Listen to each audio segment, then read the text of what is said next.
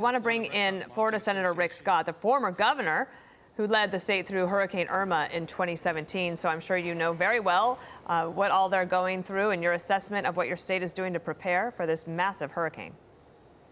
We know Florida is ready for hurricanes. I mean, we have great local emergency management teams. We got great first responders, our sheriffs, our police chiefs, our mayors. We've got a great state team, and we've got a great working relationship with FEMA. I've been talking to all these groups over the last few days. Everybody's prepared. But unfortunately, it starts with you. You've got to get yourself prepared first. Now's the time you've got to really hunker down and be careful.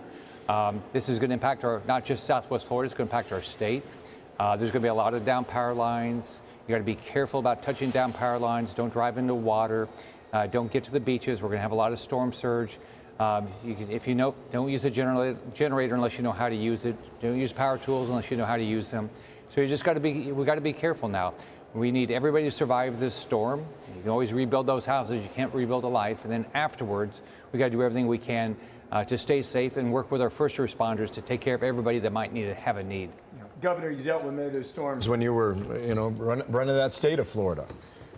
What you said is all very true. We've heard that from many guests over the past hour and 15 minutes. Can you think of the singular biggest challenge when you're head of state as governor, when a storm is approaching like this, that you try to communicate to people, but it's tough, it's difficult? What would that be? Well, I think it's, get everybody to get engaged and take care of themselves first.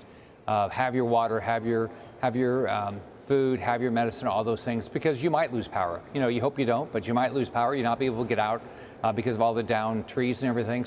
The state is saturated right now, so what that means is you're going to see a lot of down trees.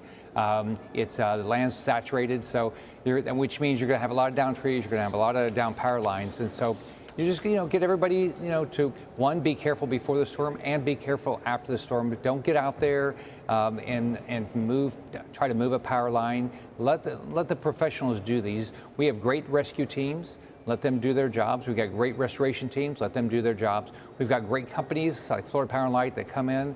Our utilities work well together. FEMA has been when I was governor, they were great to work with. I've talked to the administrator of FEMA yesterday. She's committed. The lady that runs the Southeast, Gracia Check, she's a class act. She does a great job. So I'm sure everybody's working hard. So I hope everybody takes their own responsibility and stays safe. We don't want to lose a life.